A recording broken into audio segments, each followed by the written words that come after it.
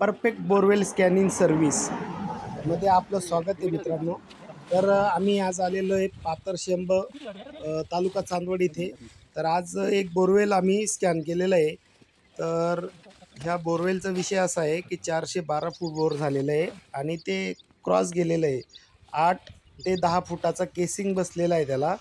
तर ह्या बोरवेलला केसिंगमध्येच जो मधलं 6.5 इंचाचं जे ड्रिल असतं ते तिरपं बसलं आहे.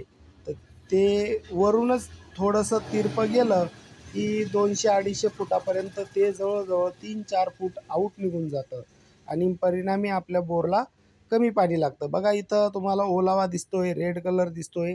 तर गावठी भाषेत त्याला पाखीच म्हणतात. ते नरम भाग असतो आणि तो जॉईंट असतो. म्हणजे जे खडक असतात त्यांचे हे जॉईंट असतात आणि त्या जॉईंटमधूनच पाणी वाहत असतं. तर इथं थोडासा ओलावा दिसतोय आणि ह्या बोरवेलमध्ये अशा 3 कोरड्या पाक्या पडलेल्या आहे. एक 60 फुटावर, एक 135 फुटावर आणि एक 145 फुटावर. चान्सेस असतात. फक्त आपल्याला एक्झॅक्ट लोकेशन आपल्याला लक्षात आलं पाहिजे. म्हणून यासाठी आपल्याला बोरवेल स्कॅनिंगची गरज असते. आपण हार मानतो, परिणामी ते बोर फेल गेलेलं असतं. हे आपल्याला सहजासहजी वरून कळत नाही. त्यासाठी कॅमेरा सोडूनच आपल्याला ते चेक करावं लागतं. तर बघूया जसजसं बोरवेलचा कॅमेरा जो आहे तो खाली जातोय आणि आपण बघतोय की खाली काय आहे ते. जर आपल्याला डाऊट वाटला तर आपण तिथं परत वरती घेऊन आणि त्याला चांगलं चेक करतो. तर बघूया, कॅमेरा चाललेला आहे खाली.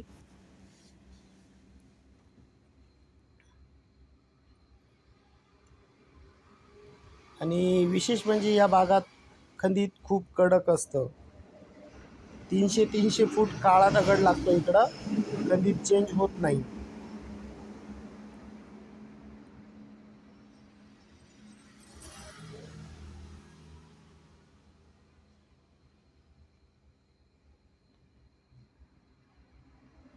जिथे डाऊट वाटला तिथं थोडं थांबून घ्यावं लागतं. बघा इथं चुनखडी हा प्रकार लागलेला आहे. जसजसं खाली जाऊ तसतसं आपल्याला समजेल आणि पाख्यांचं अंतर खूप आहे.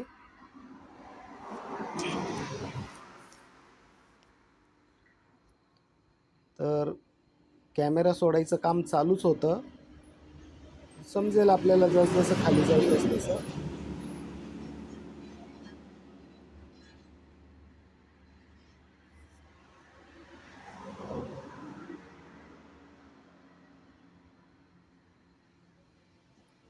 इथं ब्ल्यू कलरचा दगड लागलेला आहे. इथं थोडा हे खंडित थोडं इथं बदललेलं आहे बघा. म्हणजे डाऊट वाटला तर आपण परत त्याला वर घेऊन परत चेकिंग केलं जातं आणि आपल्या वायरवरती टेपचं मार्किंग आहेच. तर किती फुटावर फोडायचं आहे ते लगेच तिथं चेक केलं जातं आणि ते एका कागदावर आहे बघा. ब्ल्यू कलरचा दगड आहे तर ते एका कागदावर लिहून घेतलं जातं. बघा इथं थोडंसं ब्ल्यू कलरचे दगड लागलेले आहे, म्हणजे निळा कलर म्हणतो ना आपण, ते लागलेलं आहे.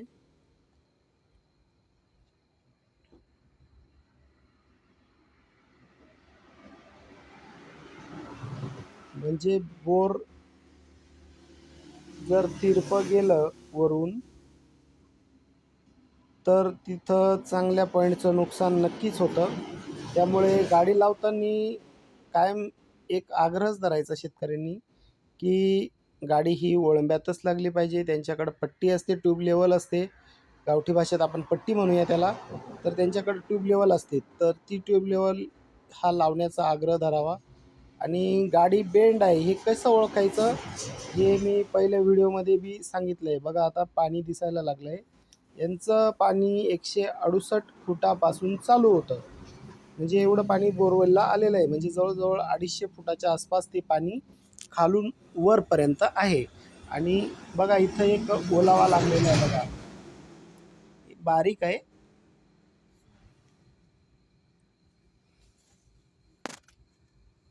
डाऊट आला त्याला परत तिथं थांबून घेतलं जातं आणि मग कॅमेरा आपला हळूहळू सोडला जातो. बघा पाणी चमकायला लागलेलं आहे.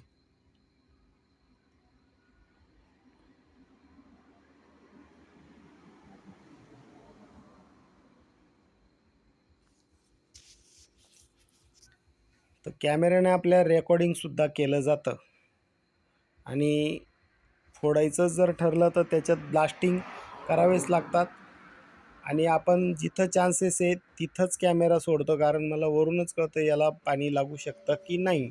कारण मी स्वतः पानडी असल्यामुळे मला वरून कळतं याला पाणी लागू शकतं का नाही. पण आपलं काय 2-3 फूट मिस होऊ नये, शेतकऱ्याचं नुकसान होऊ नये यासाठीच आपण कॅमेरा घेतलेला आहे आणि ते बार फोडायचं काम केलेलं आहे आपण, म्हणजे चालू केलेलं आहे.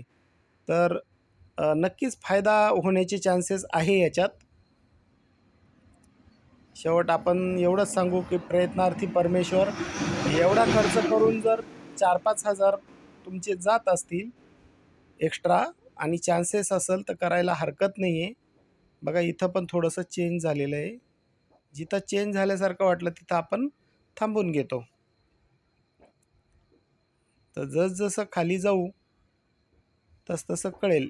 168 फुटापासून त्यांना पाणी आहे त्याच्यात आणि तो बोर करताना पूर्ण कोरडा गेलेला आहे. तरीही त्याला चान्सेस आहे.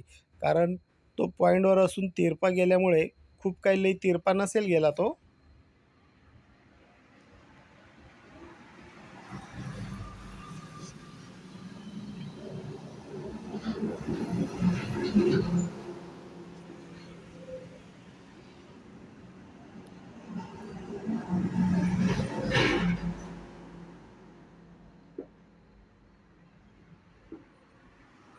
बघा तिथं एक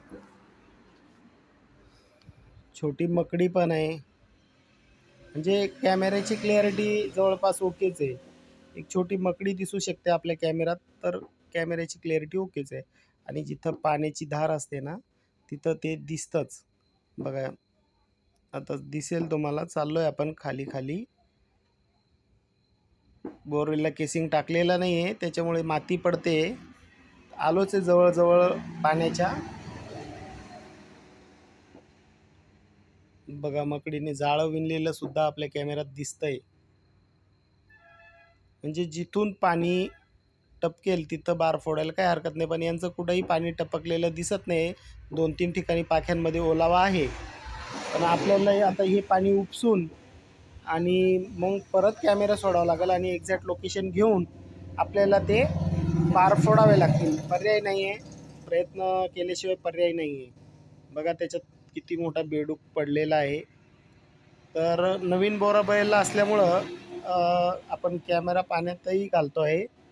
पण नवीन बोरवेल असल्यामुळं पाणी थोडंसं क्लिअरिटीला प्रॉब्लेम येतो आहे. कारण त्याच्यात माती पडते कंटिन्यू. कारण त्याला केसिंग टाकलेला नाहीच आहे आणि उपसा झालेला नाही महत्त्वाचं म्हणजे. त्याच्यामुळे पाण्यातलं काही दिसत नाही आपल्याला.